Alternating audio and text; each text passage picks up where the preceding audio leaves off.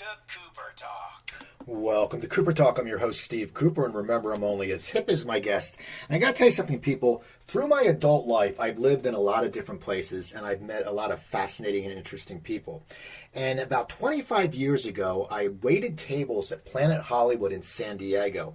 And it turns out a guy I was friends with knows my guest. And in fact, he was back east. We went to a Santana Earth, Wind & Fire concert a while ago, and her name came up somehow, and I said, well, get her on my show. And he said, oh, I will, and it never happened. And then her PR person hit me up, and now she's on my show, and she has a great new album called Red Light, Green Light, which I was listening today when I was wrapping Christmas presents, because I'm getting an early start. She has the 25th anniversary of Ally McBeal, and my guest is Vonda Shepard. How are you, Vonda? Hey, Steve, I'm doing great. How are you? Good. So my friend's name is Michael Feldman, and he said he's known you for a very long time. I mean, you're talking the longest time it's almost possible for me to know anyone. I think I was 9 or 8, 9, 10, something like that. He was friends with my sister, my older sister, Armina. So that's very cool. Yeah, so you just came up and we were at a show, and I'm like, get her on my show. And he's like, I'll see what I can do. But you know how it is. So, but here we are. Yeah. Here we are. Let's talk about the new album. I read that you did it during the pandemic, which I want to ask you as a musician, how did the pandemic affect you? Because some people have said it was great because they got to spend time with their family. But some said it was very scary, too, because it was supposed to be a week or two and, you tour. But how did you deal with it, and what made you decide to make an album during that time? Mm-hmm.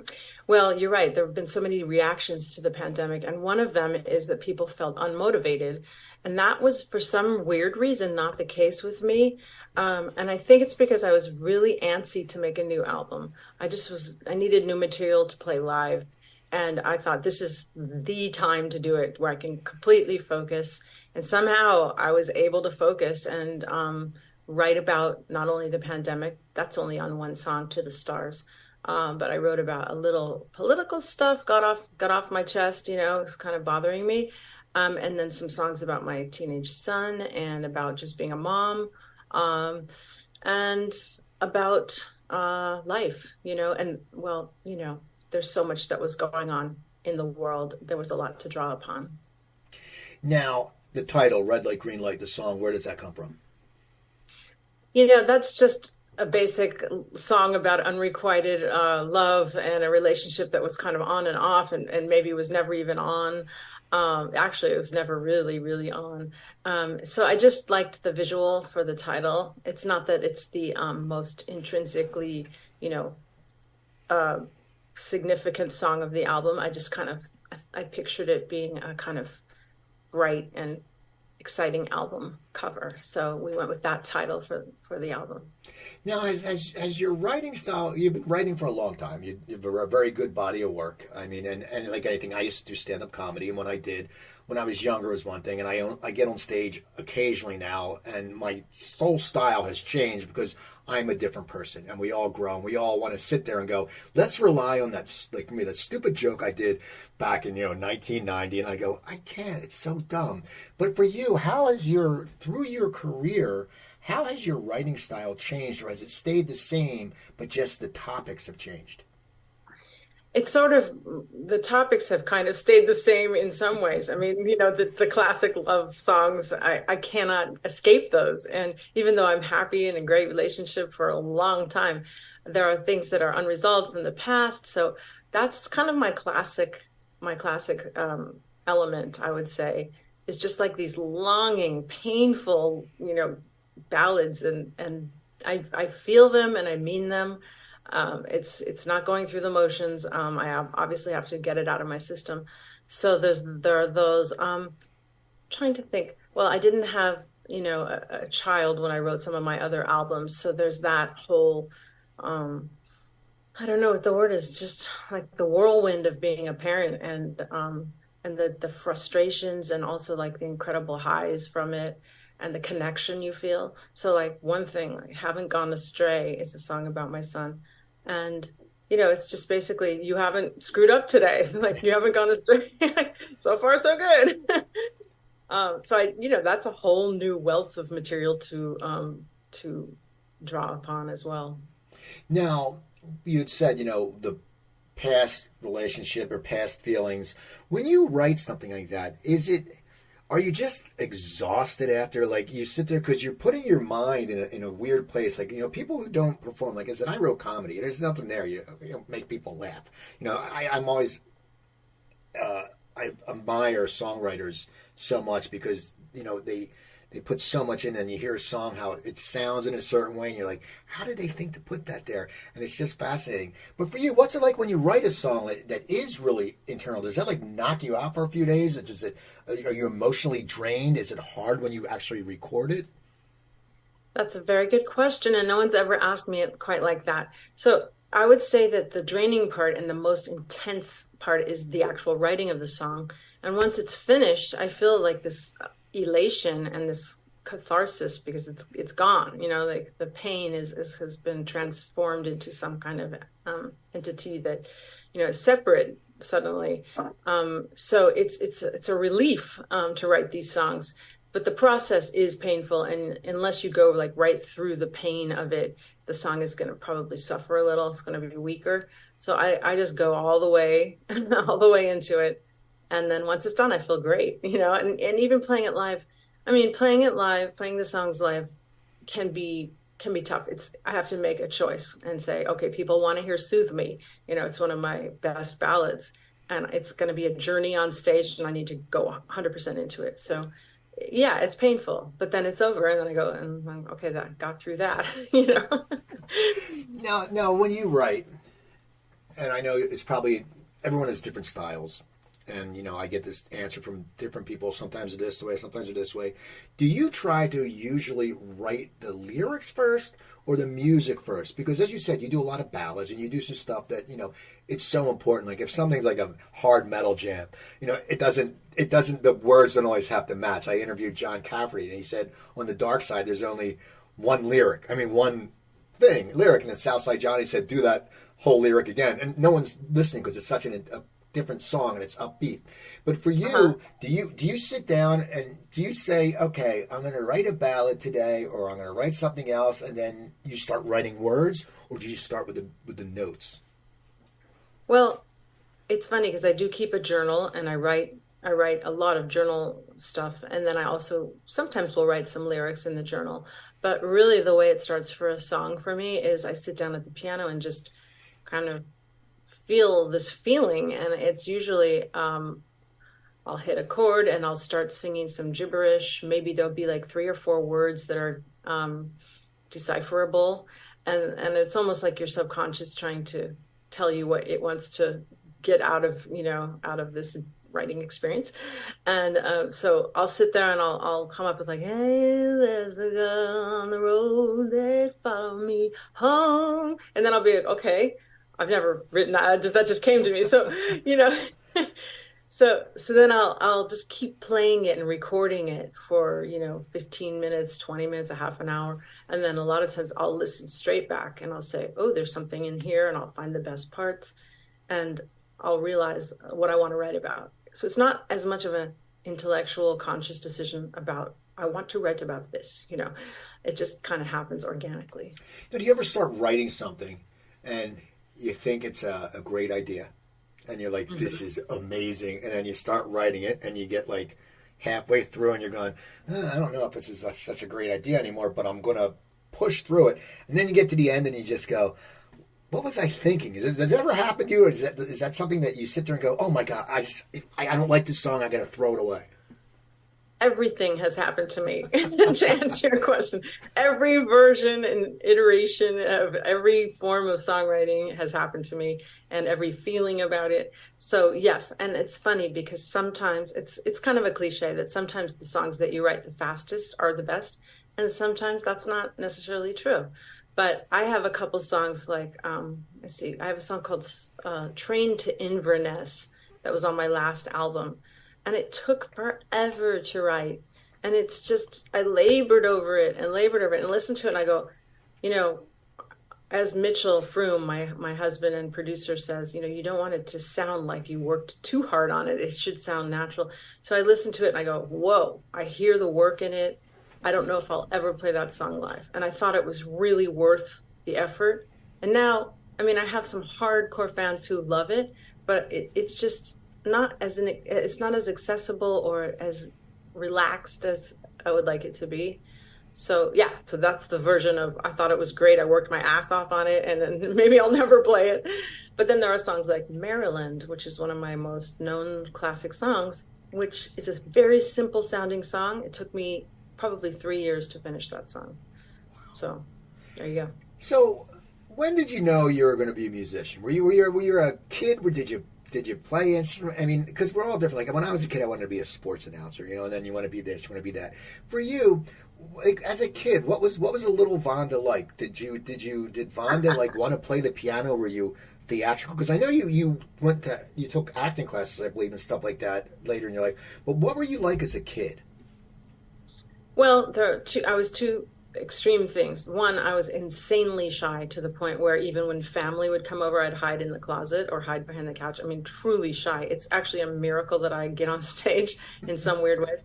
On the other hand, when I was born, my parents said that I would rock in the crib from the age of 3 weeks old and sing all night long. So I like to party in the crib. And I used to climb out, and my parents would find me downstairs, and they'd be like, oh "How did you get out of the crib?" And luckily I never fell down the steps, but it's something that when you're a kid, I don't know, maybe I just felt trapped. Like for you, it's like to sing, that's so bizarre because most kids can't even talk when they're young. I know. I was kind of humming and singing, and apparently I'd be like all night. And like the joke, which some people already know, is that they had to nail the crib down because it would roll across the floor. So I was born singing, but I was extremely shy. I was given piano lessons from the age of 6, and I didn't really like them at all until I was about 8 when I started writing poems and putting them to music. And then when I was 9, my parents, who were very bohemian kind of parents, had a house guest who was a music journalist sleep on our couch for a year. And he did a demo with me. He got me my first gig. Actually, that was a little later. There was a woman who stayed with us who was a singer-songwriter. That was when I was 9. And she would sit and play her songs. She was 19, so she was, I guess, considered a woman. And she would sing, and I'm like, oh my God, I want to do that. And she inspired me to write my own songs, and I was already writing poems. So what is it like when you're 8, 9? Like, what are you writing in your poems? Because you think back, it's like, because I don't even know if I liked girls at 8 or 9. I don't know what I was thinking. I think I was thinking about baseball cards when I was like 8 or 9. And that wouldn't be very interesting poems. Oh, I have a Mike Schmidt rookie card, whatever rhymes with that. What were you writing about that age? Because it always blows my mind when it's a lot of creative people who are like, oh yeah, I was writing when I was like 8 or 9. I'm like, holy crap, like that blows my mind. I was writing some pretty heavy stuff actually, and funnily enough, I'm going to start releasing some of the demos, or at least posting them, because they're just so weird and funny, and my voice is very different than you would think. Some of them were whimsical. Some of them were like, one's called Time, when I see your smiling face, I know it must be real. Things that people do and say, I just can't see or feel. Very like philosophical, existential. I don't know. So there was that. No, there was a very sad song I wrote called You Fell Apart. And I guess it's about my mom who, I love my mom. She's still alive. We're really close, but she left when I was 10. And so I wrote a song called You Fell Apart. And it's just, I didn't even realize at the time that it was about her, It's just such a heart-wrencher, heartbreaker. So I channeled all my, that kind of stuff into the songs. Now, when do you sit there and say, I'm going to go get myself a record deal? This is what I'm going to do. This is my career. And you're in LA, the LA area, so it's easier. I always say it's easier for people in LA or New York, because if you're in Wyoming, you can't just knock on someone's door. But when do you decide that this is your career path and you're going to go for it? And after you decided it, how did you go about getting that record deal? Okay, well, my first gig was when I was 14. And up until that point, I was very interested in astrophysics. We had a room that was floor to ceiling books, and I would take the books out of there and read, Isaac Asimov, Guide to Science, and I really wanted to go into science. But I was 14, played the gig, felt so comfortable on stage and free to express myself that from that point on, I wanted to do this as a career, and I knew it, and I practiced all the time. Um, and then I got some club gigs and met Warner Brothers. They started paying for my demos when I was 20 years old. And once that started, I was really, really eager to get a record deal. So I kept playing live, playing clubs, playing. For 4 years, they did artist development, which obviously would never happen these days. They bought me a studio for my house. They paid for all my demos. And the next thing you know, after 4 years, there were other labels coming around and interested. But I was getting very antsy, and I wanted that deal. I'd say from the time they started doing artist development, or maybe even earlier, actually, probably when I was about 16, I really wanted a record deal. Why didn't they give you it's just weird, I think, for 4 years to keep doing that, and it shows they believe in you, but it's like, you're already spending the money, just give it a damn deal already. I mean, did it ever go through your mind, like, you know what, am I going to be constantly in this development stage? Did it ever go through my mind? Yeah. It went through my mind every day. I mean, like, I really was getting annoyed. And it wasn't, I don't think it was my ego as much as just the desire to get out there, and because I knew I was going to keep writing song after song after song, and they were building up, and I had been playing clubs for 10 years. Yeah, so it was frustrating, but they were so nice, and they'd take me to lunch, and they'd talk to me, and I'd leave, and I'd call my manager and say, well, they still didn't sign me today. And finally, like I said, like Capitol and Chrysalis and all these other labels started coming around, and that was it. They committed. So I know you. Tell me the story. Didn't you record with Jackson Browne, or you recorded his record? And I also you played with Al Jarreau. You've had a really fascinating career because you had this record deal, and then what happened after the record deal? Okay. Well, before the record deal, my cat just broke into the room. I'll just ignore her. Okay. If she comes up, it's fine. The cats always jump up and do. Don't worry about it. Okay. My son is going to come home, though, so I'm going to close the door so he doesn't. Hi, Aloysius. How's it going? All right. She literally broke in. I had it locked. Okay, so I'm sorry. I got distracted. What was the question again? Okay, the connection with Al Jarreau. What happened after the album? And you ended up playing for Al Jarreau, and then you recorded with in Jackson Browne's studio. Just some great stories that I love hearing. Fascinating stories. Okay, I'm going to tell you what happened. So during the time I was doing artist development, I auditioned for Ricky Lee Jones's band, and because my ex-boyfriend was her keyboard player, sang, and I got the gig, and I was 20 years old. So right around that time, I was very busy. I was going on tour with Ricky Lee Jones, and my manager was the same manager as Ricky Lee and Al Jarreau. So I toured with Ricky Lee Jones from 1985 to 1986. And meanwhile, was doing the demos when I got home, and I had a little money to buy some clothes, which was awesome. And I had in the interim recorded this song called "Can't We Try" with Dan Hill, and I got the gig with Al Jarreau. And it was kind of weird because I did an album for Warner Brothers and started right after that touring with Al as a keyboard player singer. And that was very frustrating as well. I loved Al and I loved going on the road, but I had a brand new album out. And my manager, who managed him and Ricky Lee Jones and me, said, hey, come out on the road with Al and be his keyboard player. And, you can make some money, because that's how it was back then. So I did, got that gig. I toured with him for 4 years. And in between was home making records and all of that. And then I got dropped from Warner Brothers after the second record, which was What's called that The like? I mean, because they developed you. I mean, is that? I always think and anyone who's a performer, and I tell people this, you have to have thick skin, because it's not an easy. People think, oh yeah, you're overnight success. And it's not like that. You're like, I mean, I know actors who've had TV series and haven't worked for a year. What is it like when you're young? You just went out on the road when you're probably thinking, well, I wish I was going on the road touring myself for my album. And then all of a sudden they go, and they drop you. I mean, how do you rebound mentally? Because I would think it would just, because we're performers, we have a bit of insecurity anyway. It would shatter me. I mean, how do you deal with that? Well, it was really strange because it was awful, first of all, because I had a finished second album for Warner Brothers, and at first they said we're not going to release it because they were angry with me for something I don't want to say on this podcast. It had to do with a producer I was working with on a certain song they didn't think was quite quite done, basically, but we still recorded it, and I got dropped because of it. Also, my A&R man, who was great, Felix Chamberlain, got fired like the week my second album was supposed to come out. So it was very complicated politically and all of that. So when they dropped me, it was awful and it was shocking, and they almost didn't put out the record, and my manager convinced them to put out The Radical Light just so I had a calling card to get another deal.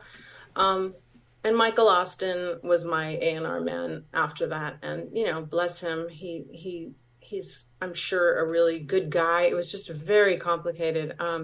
So what happened at that point was actually very good for me as an artist.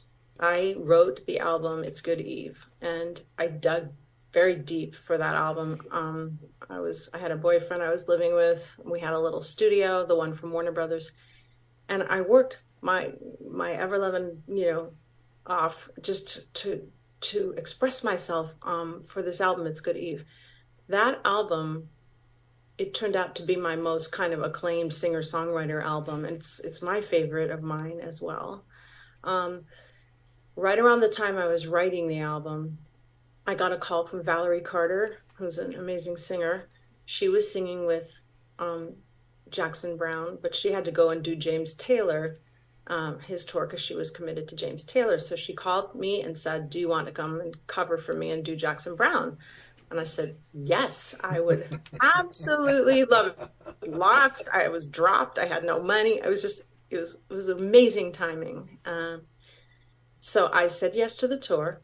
And during the sound checks, I would start to play the songs from It's Good Eve that I was working on. And basically, Jackson came up to me and at a certain point and offered me his studio to record the album for free, an amazing studio. And he said, if you can finish the album by next summer, you can open for me and sing with me. So he was like a mentor and an incredibly generous person in my life. And I paid him back for the studio when I got Ally McBeal. I was able to write him a check for like 25 grand to go, here, thank you. It was just so great. Full circle. How great is that, though? Like, you're a younger artist, you just got drafted by your label, and a legend. I mean, Jackson Browne's a legend. I mean, I remember WMMR in Philadelphia playing Stay, and all the album and Running on Empty. And what is that like? What does that do for your confidence? Because you're all of a sudden sitting there, you must just sit there and go, holy crap. Like, Jackson Browne said I can use the studio, and if I don't screw up, this is on me now, if I finish this album, I get to open for Jackson Browne. I mean, you must have been elated. I was elated, and I was so grateful. And I also learned from him about how to help other people, because of his generosity. And he is a renowned philanthropist, generous person, and he did it with me. And you're right, I had been broken down from being dropped from Warner Brothers, knowing I was a viable artist who was young, and I had so much to offer and say, and my voice was super strong, and it was an incredible gift from Jackson, and it lifted my self-esteem, is what it did. It brought my self-esteem back. Just being on stage with him, singing backups, watching him play, and then having him say those things to me, because he heard the songs when I was doing sound check. It was an incredible gift to me, and I'll always be grateful to him. So now, how did Ally McBeal come about? Because Ally McBeal, because it's so funny. My ex-wife used to watch that. We lived in San Diego. That's when I met Michael Feldman, and that show was like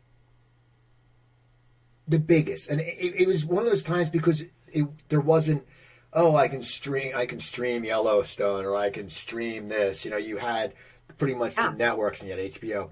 But now I want to know the story, because there was I remember hearing stories back then that David Kelley would see you playing in a bar, but then I read something where you already knew David Kelley. Tell me the thing, because to get involved in a TV show and then to get put in it, all of a sudden you're getting a SAG card. I mean, this get really, like, but tell me the whole story, because I want to know, because I've heard different things over the years.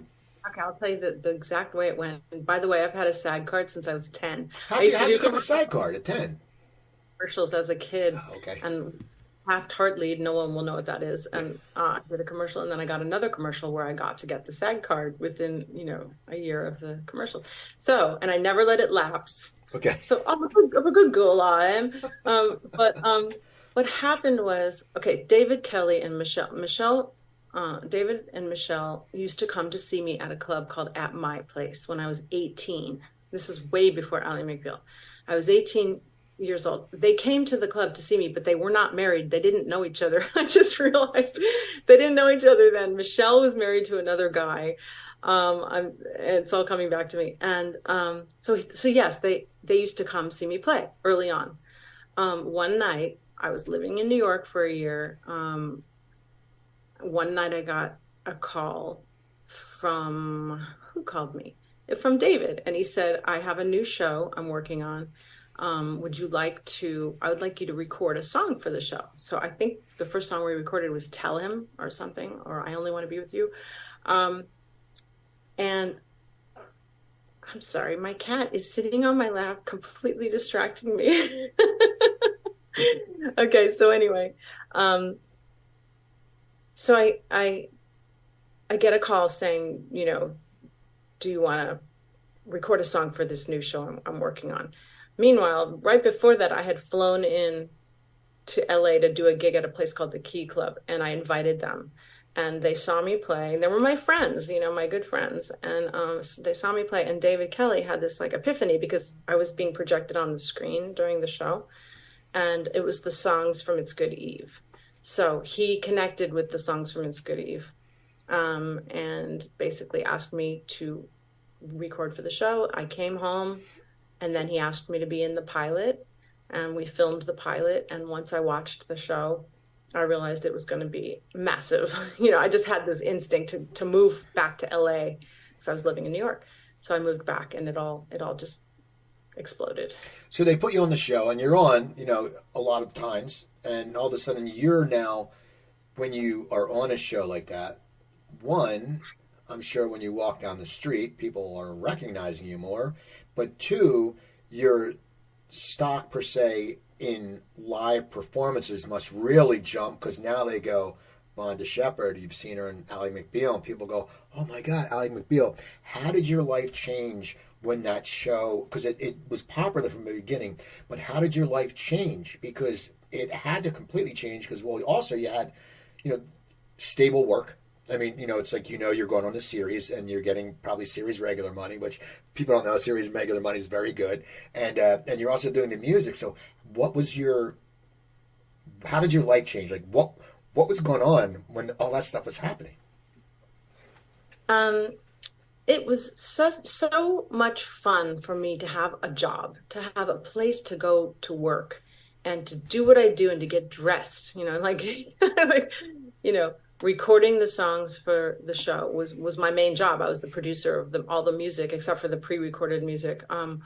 So to have a purpose, so just on a personal, spiritual level, or whatever you call it, emotional level, I was just so happy to have a gig. And I worked so hard, and it made me feel very fulfilled. So I would record the stuff and go to the set and film. But the way it affected my life is the summer after the first season, I went to do, I think it was Milwaukee Summerfest or something, and there were 5,000 people screaming for me for the first time in my life. I walked out there, I did not know what to expect. And they were just rabid fans, so excited about this huge new show. So it was thrilling. And I knew there was going to be a trajectory, and I was going to have a career. So I toured every moment I got.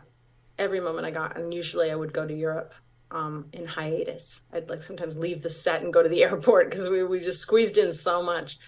And, I was playing all over the world to thousands and thousands of people. And it was amazing.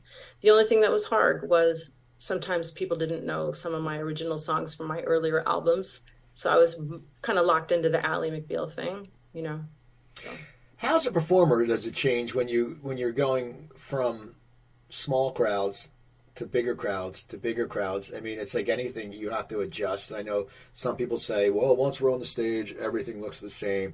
But it has to be a difference when you sit there and you go, like when I did comedy, if you're playing in front of 15 people, okay, if you play in front of 500 people and you don't get laughs, you suck. Get out of the business, because you're going to get, consistently. But how's it change? Because for you, because you're now, it's people are there to see you, and the crowds are getting bigger. Did you feel pressure that I have to bring my level of performance up, or did you just say I'm going to perform like I always did because I always brought my level up?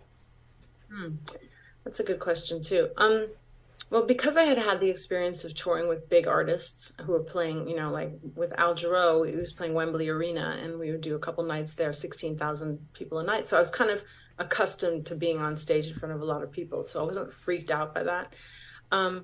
But for my own show, I did feel a little bit of pressure. It wasn't just like, hey, I'm going to come out and not wear makeup and I'm just going to just do my thing. I definitely felt like the show had to have, great lighting and, a great set list, and the band had to be super tight. And I did feel some pressure. And let me think. It's been like a journey, this incorporating my own songs over the years and introducing people to the songs. That's been the biggest issue for me in my whole life since Ally McBeal. And now I treat it like, hey, I get to play some fun, familiar songs at the end of the show. But for my show now, I give, mostly I do my own stuff. And I pepper the show with some Ally stuff.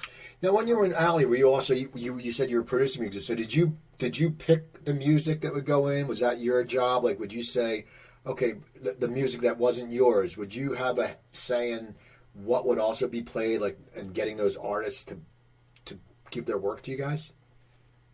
David Kelley was so into lyrics and music and so prolific as a writer that he did not need my help in that department.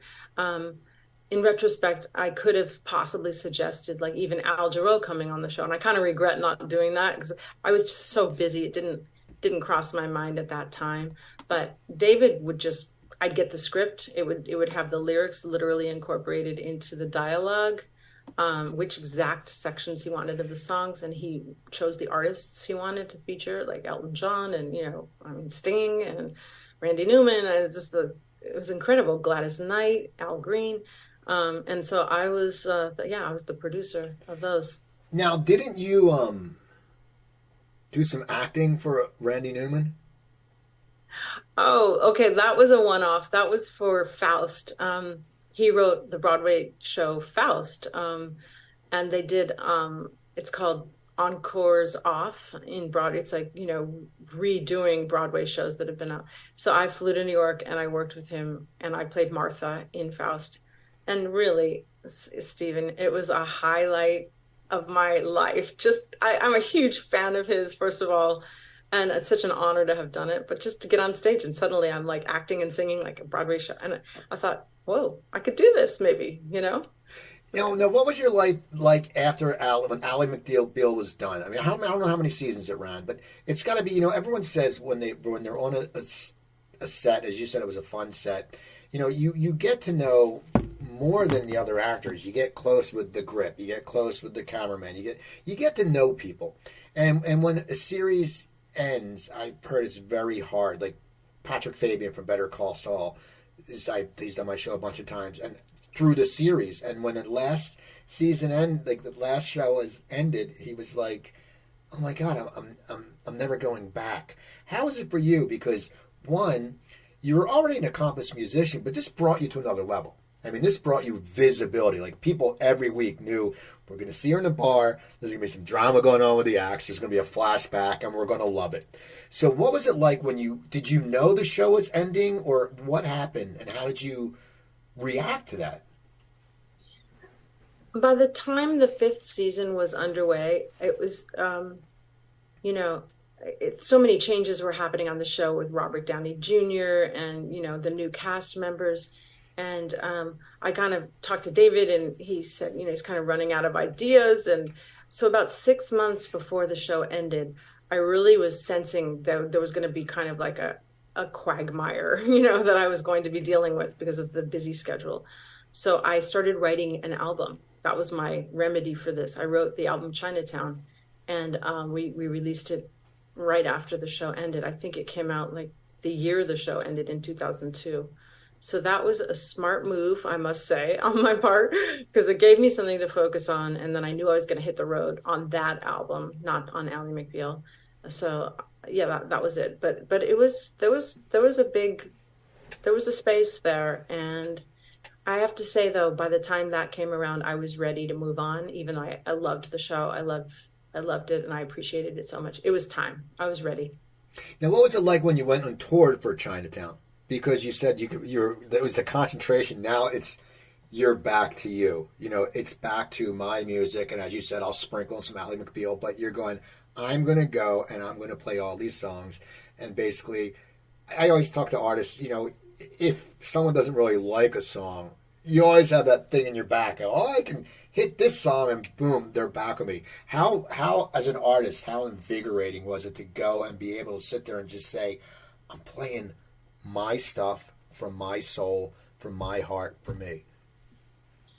Well, I didn't do it exactly that way, because I knew that at that point, 90% of my fans were Ally McBeal fans. And even though they were open to my new album, they didn't want to hear, 12 songs from Chinatown and then Searching My Soul and Tell Them. They did not, that's not what they came for. So it's been tricky over the years. It's been a challenge, and especially someone like me, like I'm very sensitive and I care what people think too much. Like I worry. And someone said to me recently, I'm like, you can't please everyone. And he said, no, you have to please yourself and people will follow you. But it becomes tricky when you're known for something, and some people are like, oh, I have your first album. And, it's Ally McBeal. They think that's my first album. So it's just, I don't know. I probably overthink it, but I think I've gotten to a place where, like I said, there's the balance, and I do most of my stuff and then the Ally stuff. But in the beginning, it was hard, actually.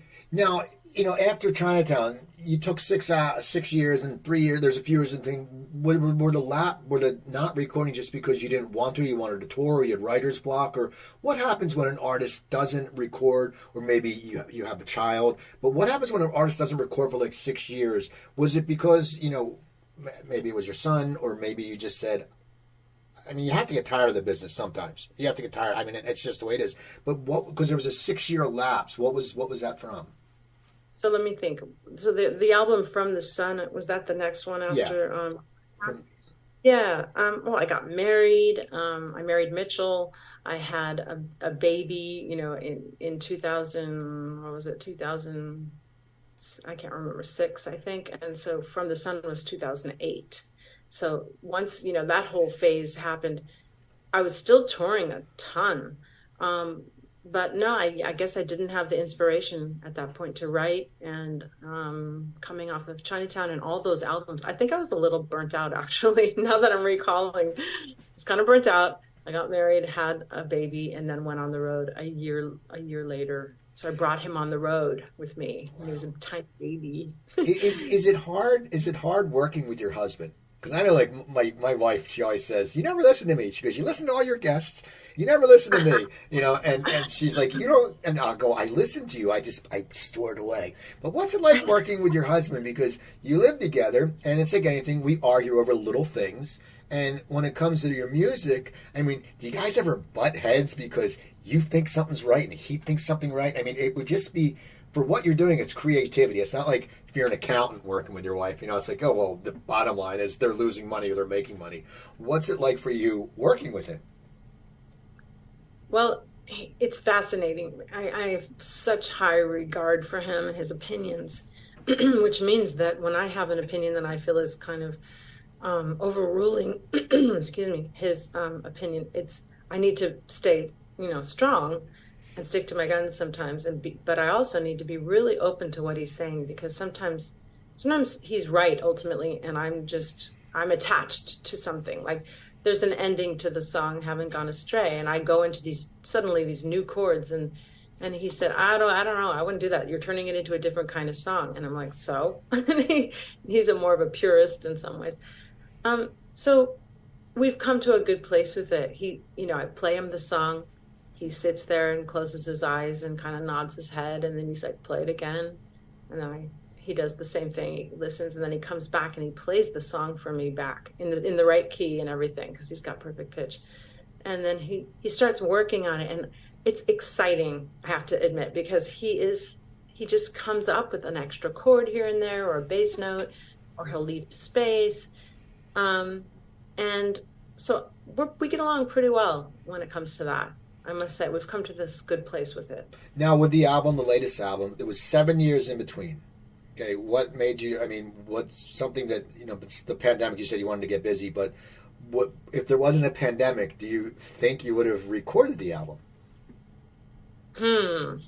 I would have probably recorded it because, like I said, I was feeling antsy and feeling like the need for new songs live. Just even like 2 or 3 new songs live lifts the whole spirit of the show.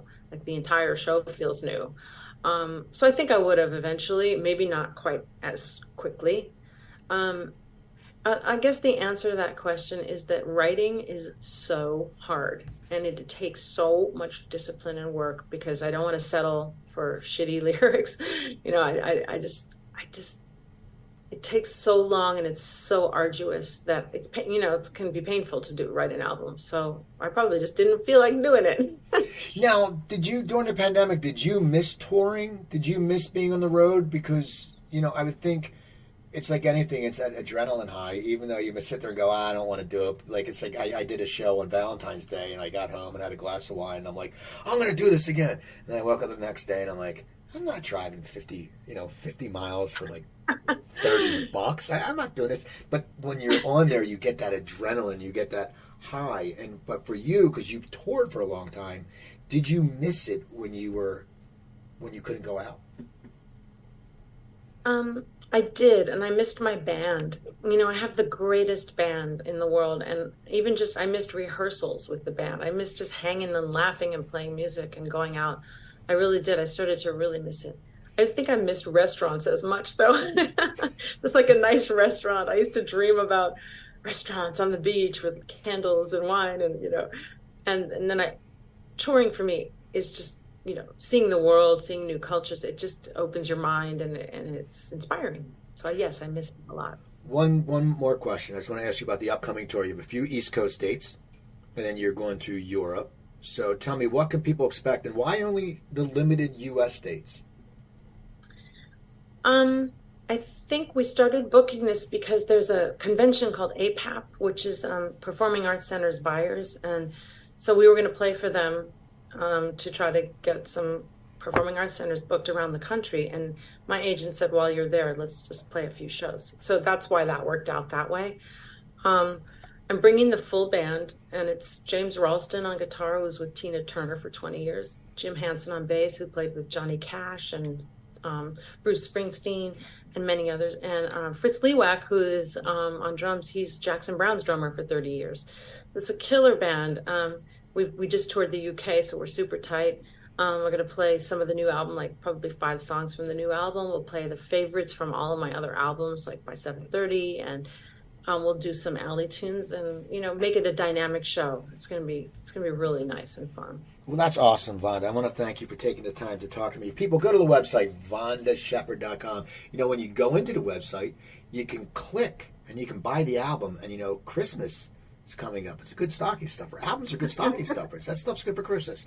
And are you on Facebook or Twitter or anything? I'm on everything. The main ones we post on our Facebook and Instagram. So people go check out Vonda's website, check out her show live. I know she's coming to Philly. She's going to D.C. area. She's going to New York, and then she goes across seas. Go to my website, coopertalk.net. You can find over 935 episodes there. Email me, Cooper at coopertalk.net. Twitter at CooperTalk, Instagram at CooperTalk1. Remember, I'm Steve Cooper. I'm only as hip as my guest. Don't forget, drink your water, eat your vegetables, take your vitamins, and I'll talk to you guys next time.